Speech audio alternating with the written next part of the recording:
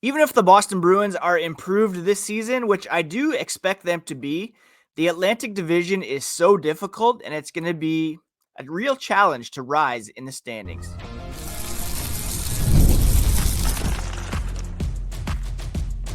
You're Locked On Bruins, your daily podcast on the Boston Bruins. Part of the Locked On Podcast Network, your team every day. What is up, Bruins fans, and welcome back to the Locked On Boston Bruins podcast. I'm your host, Ian McLaren, and this is a daily show where we discuss all things Spoked B. Today is Thursday, October 2nd. Thank you so much for making Locked On Boston Bruins your first listen every day. And on today's podcast, we are going to discuss some Atlantic Division predictions. We're going to look at the top four, the bottom four. We're going to discuss how the Bruins can move up from last place, where they finished just a few months ago, and also take a look at some recent roster moves and the Bruin of the day. I would like to thank you again for making Locked On Bruins part of your daily routine. You can find the podcast on your favorite podcast app and on YouTube. It's part of the Locked On Podcast Network, your team every single day. And today's episode is brought to you by FanDuel. Download the FanDuel app by visiting FanDuel.com and win $300 in bonus bets if your first $5 bet wins. Before we get into today's topic, quick reminder, you can find the podcast on social media at Locked NHL Bruins. That's on X, Blue Sky, Instagram, Threads, TikTok. You can find me, my hockey thoughts and dad jokes at Ian C. McLaren. I'm a lifelong Boston Bruins fan, and I've been covering this team and the NHL for various outlets for 20 years. All right, so I thought today we would look at the Atlantic Division predictions. Typically throughout the season, I do a Atlantic Division power rankings episode, a cup check traditionally to see where the Bruins rank among the top 5 or 10 teams in the NHL. Unfortunately, I don't anticipate them being anywhere near the cup check. And part of the reason for that is the Atlantic Division is considered the most elite and stable group of teams in the league. And as a result, it's very difficult to move up. In fact, it kind of pushes the competition down, especially the top of the Atlantic Division. When you look at what we have there, there's, of course, the Florida Panthers, who, even without Alexander Barkov, are a formidable group. Back-to-back Stanley Cup champions, 3 straight finals appearances. People forget, they lost to the Vegas Golden Knights. They could have already had a three-peat here thanks to that upset win over the Bruins back in 2023. They know how to win, especially in the playoffs. And yes, the injury to Alexander Barkov creates an immediate question mark for the regular season. Perhaps they won't challenge for the President's Trophy, but it's still an incredible group of talent that they have there. And they have the luxury of being able to plug in a guy like Anton Lundell in that top center spot. And not to say he's going to be on the same level as a Barkov, but he's going to be a very good replacement player in that role for the Panthers. They managed to re-sign and retain virtually all of their essential championship caliber players, including Sam Bennett, Aaron Ekblad, of course, former Bruins captain Brad Marchand. Sounded like this morning they were going to be re-signing Nico Mikkola. Just remarkable stability there for this team. Strong defense-first system under head coach Paul Maurice. Elite two-way forwards. A deep physical roster built for playoff hockey. Again, even with the injury to Alexander Barkov, this team is not going anywhere atop the standings. Now, they might move up and down within the top 3, and that's because, look, the Tampa Bay Lightning, still one of the better teams in the Eastern Conference, despite not even being the best team in their own state. They still have Andrei Vasilevsky, Victor Hedman, Nikita Kucherov, Braden Point, all still performing at elite levels. And you could argue, despite some up and downs over the last couple of years, Vasilevsky's still arguably the best goalie in the division. And that gives them a chance to win every night. You also have Jake Gensel, who's going to be more comfortable in there. You have some elite two-way talent in Anthony Cirelli, who could be a Selke Trophy candidate. The emergence of Connor Geekie. And this is one of the most potent lineups in hockey, despite the fact they've kind of fallen off the radar, overshadowed by the Panthers in this Atlantic Division and in the Eastern Conference. But they very well could finish first in the Atlantic this season. And then, of course, there's the Toronto Maple Leafs. Despite losing Mitch Marner to the Vegas Golden Knights, they still have elite, world-class individual talent in Austin Matthews and William Nylander, both of whom are capable of carrying the team's offense. The departure of Marner has allowed them to diversify their depth and defensive structure. They were able to get John Tavares back on a pretty team-friendly deal. They've got a nice goaltending duo in Anthony Stolarz and Joseph Woll. They added Nicholas Roy, Dakota Joshua, seen as making the team built for playoff success by adding grit and improved defense. Chris Tanev, Oliver Ekman-Larsson, Jake McCabe, a nice group of complementary defensemen, and Morgan Rielly didn't have a great season last year, but could be back to form for this team. Head coach Craig Berube is expected to enforce a stronger commitment to team defense, which has been a weakness in past years, but did improve drastically after his hiring last season. Look, losing Mitch Marner is nothing to sneeze at. I think they could be worse off offensively as a result. I believe they will be, but could give them a stronger defensive identity and make them more difficult to play against. Now, when it comes to rounding out the top four, you could argue that the Ottawa Senators, the Detroit Red Wings, Buffalo Sabres could all be in there, but for me, it's a no-brainer. I think the Montreal Canadiens are the fourth best team in the Atlantic Division. One of the best executed rebuilds in the league under Jeff Gorton and Kent Hughes. They have a talented young core that includes Nick Suzuki, Cole Caulfield. I expect Uri Slafkovsky to take a big step forward this season. I'm hoping he does as a fantasy keeper league owner. They added Noah Dobson. They're going to have a full season of Ivan Demidov. Patrick Laine is more comfortable there. Don't forget Kirby Dach in the mix as well as a third overall pick a few years ago who's had some injury issues. Sam Montembeault in net, pretty solid. They're projected to continue their ascent and be right in the mix, at least for a wild card spot, and could possibly challenge for a top 3 spot. It pains me to say it, but I'm pretty high on the Montreal Canadiens this season. And again, if you're talking about the Boston Bruins moving up into a playoff spot, you have to discuss who is going to move down. I don't think it's going to be Toronto, Florida, or Tampa. And I don't think it's going to be Montreal. Possibly Ottawa. There were 5 Atlantic Division playoff teams last season, so one of those guys has to move out. And you have to stave off the Metropolitan Division as well. So those are my top 4 teams, and I'd probably put them right now: Tampa, Florida, Toronto, then Montreal. How will the bottom 4 shake out? We'll discuss that here as the podcast continues. The NFL season is well underway, and FanDuel has an offer you do not want to miss. Right now, new customers can bet just $5 and get $300 in bonus bets if you win. That's right, just pick a bet, put down $5, and if it hits, you'll unlock $300 in bonus bets to use across the app.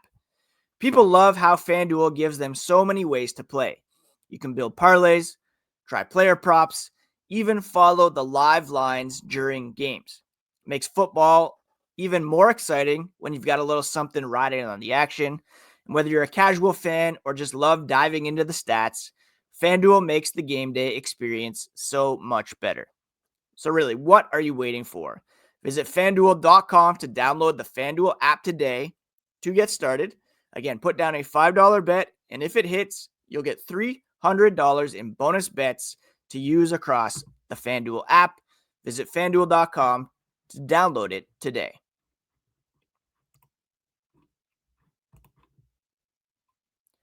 So the top four in the Atlantic Division to me is pretty well set. Tampa, Florida, Toronto, Montreal. Gets a bit interesting when we get into the bottom four. Look, the Ottawa Senators took a significant step forward last year by making the playoffs and do have one of the better cores in the league, young cores, that is. You're building around Brady Tkachuk, Tim Stützle, Jake Sanderson. Of course, they have Linus Ullmark in net, and they've added some pretty nice complementary pieces around these guys. Dylan Cousins hit after being traded from the Buffalo Sabres. Fabian Zetterlund looks like he can make an impact. You still have Thomas Chabot. They added Jordan Spence. Who else? Claude Giroux re-upped with this team, believing in their ceiling. It could be as high as second or third in the division. To me, though, I still think they're a bit below the Montreal Canadiens, but again, it's going to be very difficult to bump this team out of a playoff spot. I do believe these five teams are probably it again. Again, if you look over at the Metro, you're looking at Washington, Carolina, and New Jersey as your three playoff teams from over there. So many things went right for the Washington Capitals last season. Talk about the Bruins' struggles, how everything went wrong. It was quite the opposite for the Washington Capitals, and they could regress a little bit. I think Carolina and New Jersey are locks there. Then you have the New York Rangers looking to get back in the mix. The Columbus Blue Jackets looking to make a step forward like Montreal and Ottawa did last season. The two Pennsylvania teams, plus the New York Islanders, probably your bottom three once again. So if you look at the overall picture, yeah, the Bruins may have improved a bit, but Detroit, Buffalo, both teams have talented cores that are kind of coming into their primes and expected to be competitive. Both teams have long been on that playoff bubble or have at least hopes to be in playoff contention. And you could argue they're more on the up, whereas the Bruins are still or kind of coming down from 2 decades of success. The Sabres and the Red Wings are going to be making serious pushes to finally crack into the playoffs. The Red Wings expected to be competitive. They added John Gibson. They have some younger guys like Lucas Raymond, Mo Seider looking to take next steps. The Buffalo Sabres have good young talent. Josh Norris, who came over in that Dylan Cousins trade, looking pretty good so far this preseason. Rasmus Dahlin, Tage Thompson, Zach Benson looking to make a breakout here this season. But even with that, they're probably still 6th or 7th at best. When it comes to our Bruins, many are projecting them to remain in this rebuild, retool phase, placing them last or at least near the bottom. Again, the Atlantic, widely considered one of the toughest in the NHL, meaning the difference in points between the top few teams and the middle group could be very small, but it's still the difference between a playoff spot, non-playoffs, and draft lottery. Now, it's challenging but not impossible for the Bruins to rise up and compete for a playoff spot in a very tough Atlantic division this season. Most preseason projections place the Bruins at or near the bottom of the division. Maybe they're better than Buffalo. Maybe they're better than also Detroit, but it's hard to picture them jumping into the top 4. Maybe they're better than Ottawa, best case scenario. What do they need to go right for them to rise up? Well, several things, right? Secondary scoring being one. They relied heavily on David Pastrnak, who, even with Morgan Geekie's breakout, was 49 points ahead of second highest scorer on this team. The loss of veteran production, i.e. Brad Marchand, makes this team a pretty big question mark. They could rise up if Pavel Zacha, Casey Middlestat, Elias Lindholm, Victor Arvidsson significantly increase their offensive output, and young players like, let's say, Fraser Minton or Matt Poitras, maybe even Fabian Lysell. We'll discuss that coming up later. Marco Sturm, what he said about young guys yesterday. They have to step into meaningful roles and produce like right away. The goaltending has to be much better.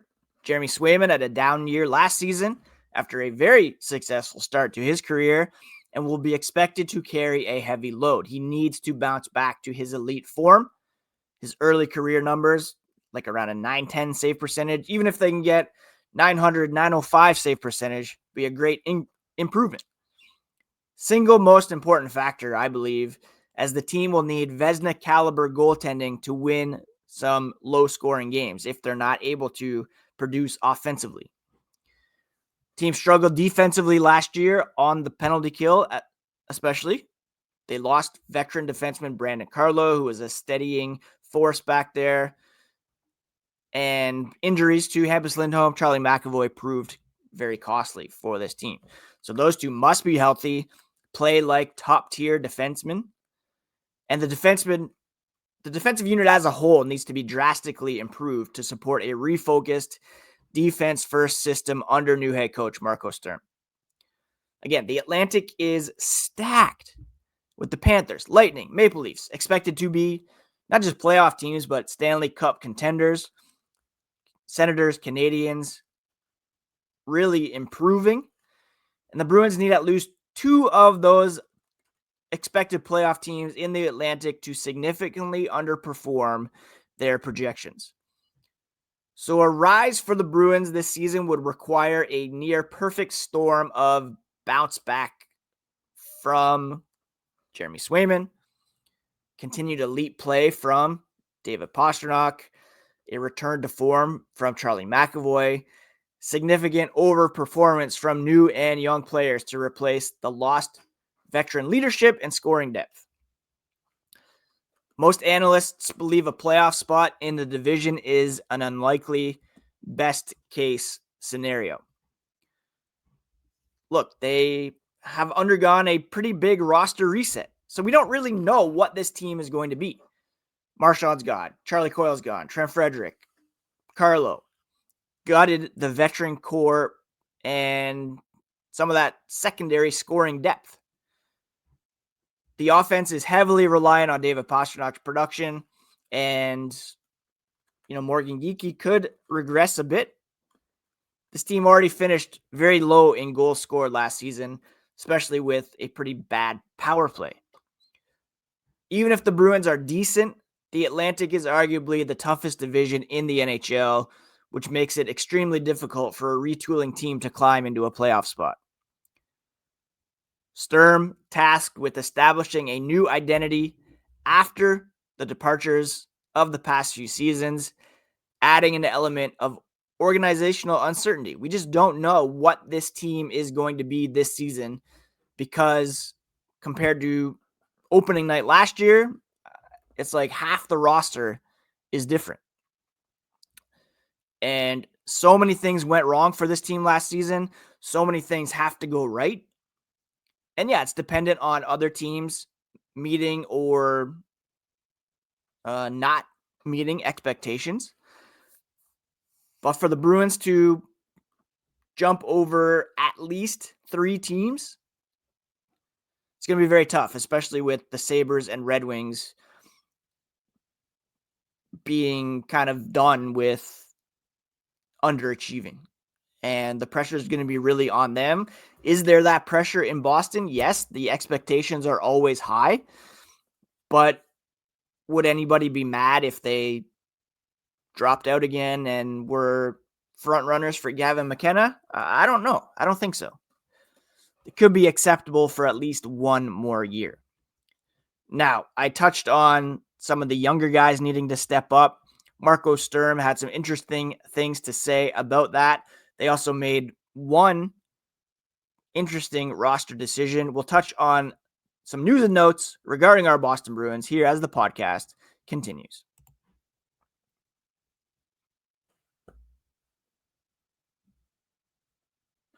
One of the big storylines heading into this season was kids versus established veterans who were signed during the offseason. It's kind of head scratching to see Sean Kuraly, Michael Eyssimont brought in, Tanner Jeannot as well, really seemingly bumping some younger guys out of contention for roster spots.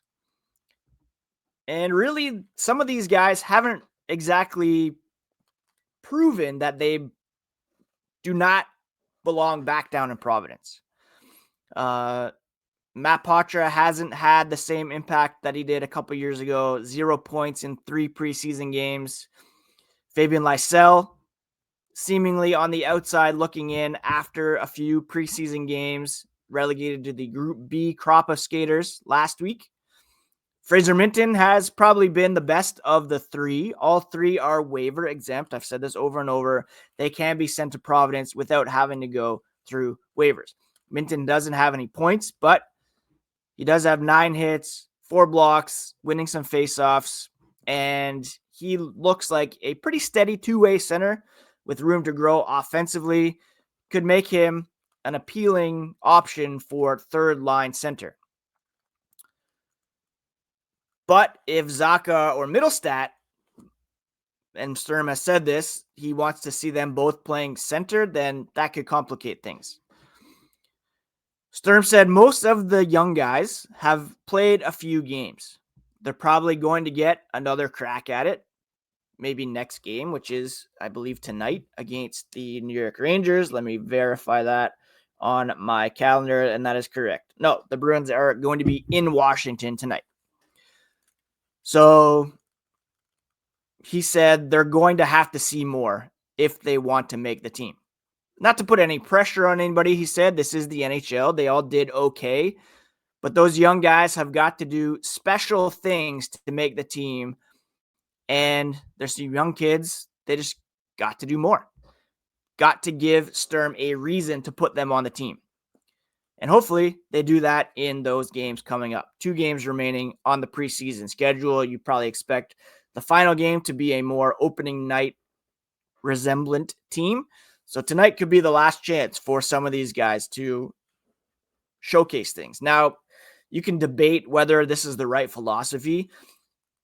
Young guys have to do something special, whereas guys who have underwhelmed in previous seasons, like Kuraly or Jeannot, are just penciled in.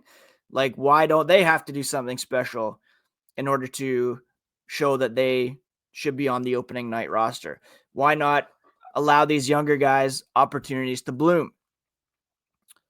It's a delicate balance. You don't want to overexpose these guys and be caved in defensively, but you also don't want to rely fully on defensive first players and risk stifling creativity, or as they said they were going to do this offseason, they want to evolve offensively.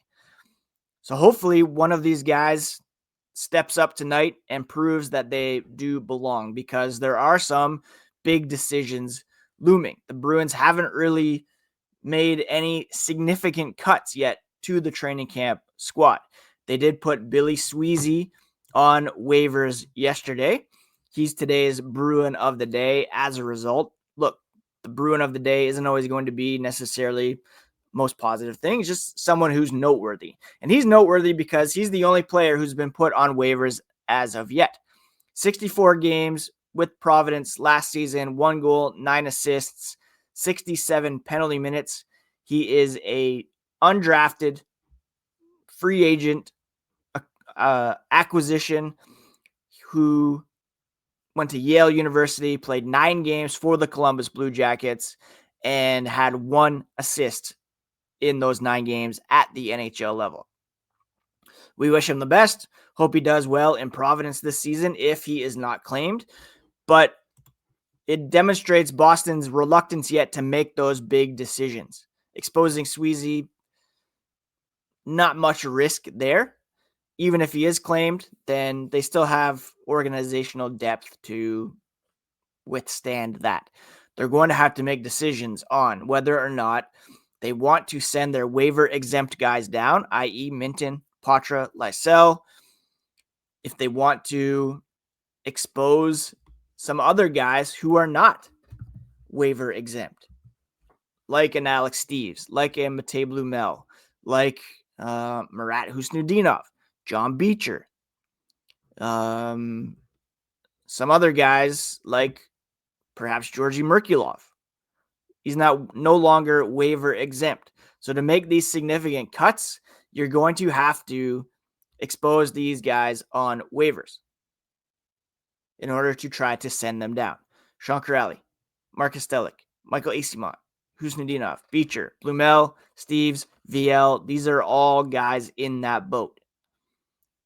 You got to think that, Arvidsson, Zaka, Geeky, Middlestat, Lindholm, Pasternak, as well as probably Jeannot. Those are your safest bets because of their contract situations. The other guys, who knows? But it's probably easier to put the waiver exempt guys down so that you're limiting your waiver wire exposure. Now, does it matter if somebody takes Kuraly, Eyssimont? Probably not. In fact, you'd be getting out of 2 years of commitment to those guys. Husnudinov, you don't want to lose for nothing. Beecher, maybe the same situation. Blumel and Steves, certainly, because they were high upside guys that you scooped as free agents. Maybe send one of them down. But all this to say, there are some big decisions looming for the Boston Bruins, and there's only a few days left to do so. Rosters have to be set by, I believe, 5 or 6 p.m. on Monday, meaning in order to send guys down, you have to place them on waivers on Sunday. So we're going to get some clarity here in the next few days as to whether some of these guys are going to be given a chance to make the opening night roster or if they're going to be sent down. The roster has been set for tonight's game in DC. It includes Beecher, Blumel, Riley Duran, Brett Harrison, Kastelik, Husnudinov, Lysell, Merkulov, Patra, Steves, and Riley Tufte. On the blue line, the only regulars are Lohrei and Henry Jokiharju. And so this is a pretty AHL heavy lineup. And someone's going to need to step up tonight if they're going to want to take a spot. Notice that Minten is not in this group. These are all guys who could be in the AHL to start, minus you'd think Kastelik, Husnudinov are penciled in on the NHL roster, but who knows? So it's going to be a big night for this forward group tonight, and we'll be back tomorrow to recap whatever happens in the game against the Capitals, and also to discuss the NHL Top 100 here on the Locked On NHL Network.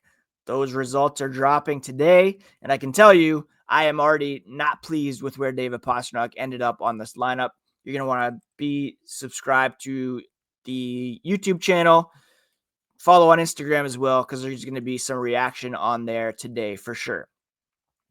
All right, that's it for today's episode of Locked On Boston Bruins, my friends. A lot up in the air for this team. Could go either way. It's going to be really interesting to watch. Check out the Locked On NHL season preview episodes as your next listen. It's a 6-episode series from Locked On NHL, bringing you the best local insight to make you the most informed NHL fan heading into the season. Find it on Locked On NHL on YouTube or wherever you listen to podcasts. Please do take care of yourselves. Take care of each other, and we'll talk to you here again on the next episode of Locked On Boston Bruins.